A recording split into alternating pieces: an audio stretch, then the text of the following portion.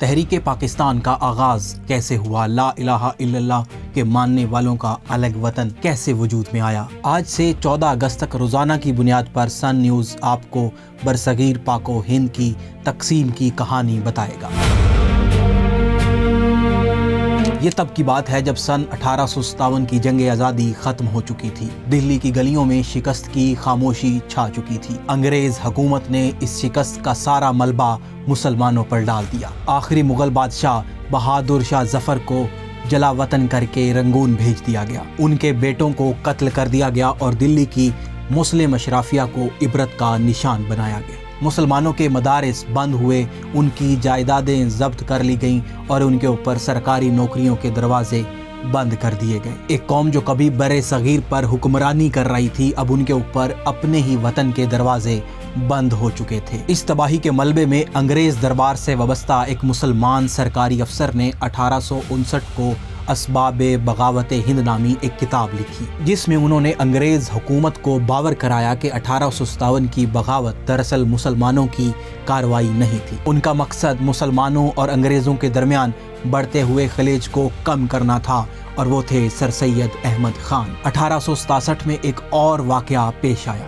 ہندو رہنماؤں نے مطالبہ کیا کہ عدالتوں میں فارسی رسم الخط کی بجائے دیوناگری رسم الخط کو ہندی زبان میں سرکاری زبان قرار دیا جائے۔ اردو جو مسلمانوں کی تہذیب اور شناخت کا حصہ تھی، یہاں سے ایک خیال ابھرا کہ ہندوستان میں رہنے والی دو بڑی قومیں ہندو اور مسلمان اپنی الگ الگ ترجیحات رکھتی ہیں۔ 20ویں صدی کے آغاز میں برِ صغیر کی سیاسی فضا میں ایک اور تبدیلی آئی۔ 1905 میں انگریز وائسرائے لارڈ کرزن نے بنگال کو تقسیم کر دیا، جس سے مشرقی بنگال مسلم اکثریتی صوبہ بن گیا۔ ہندو رہنماؤں نے اس تقسیم کے خلاف سخت احتجاج کیا کیونکہ یہ ان کے مقاصد کے خلاف تھا۔ اس ماحول نے مسلمانوں کو باور کرایا کہ وہ اگر اپنے الگ تنظیم کی بات نہیں کریں گے تو ان کے مسائل بھی ہندو سیاست کی بھیڑ تلے دب جائیں گے۔ اکتوبر 1906 میں مسلمانوں کا ایک وفد آغا سوم کی قیادت میں، جسے سملا ڈیپوٹیشن بھی کہا جاتا ہے، اس وفد نے مطالبہ کیا کہ مسلمانوں کو ان کی آبادی کے حساب سے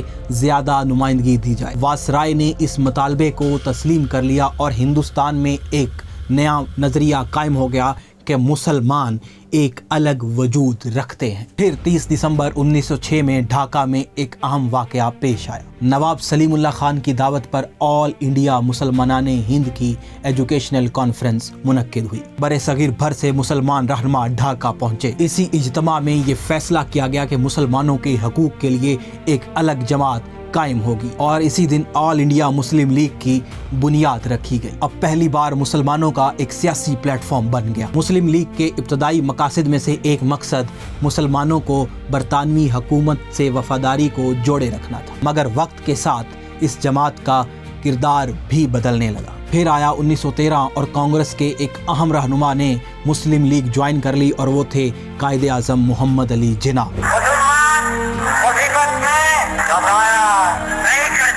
1916 میں لکھنؤ میں ایک اہم معاہدہ طے پایا، جسے لکھنؤ پیکٹ کہا جاتا ہے۔ اس معاہدے کے تحت کانگریس نے پہلی بار مسلمانوں کے لیے الگ انتخابات کا حق تسلیم کیا، اور دونوں جماعتوں کانگریس اور مسلم لیگ نے مل کر برطانوی حکومت سے زیادہ نمائندگی کا مطالبہ کیا۔ محمد علی جناح، جنہیں ہندو مسلم اتحاد کے سفیر کے طور پر جانا جاتا تھا، وہ اس معاہدے کے اہم کردار تھے، مگر یہ اتحاد بھی دیر تک قائم نہ رہ سکا۔ 1920 کی دہائی میں کانگریس کی سیاست میں مذہبی رجحانات نمایاں ہونے لگے، اور مسلمانوں کو یہ محسوس ہونے لگا کہ ان کی جداگانہ حیثیت کو دبایا جا رہا ہے۔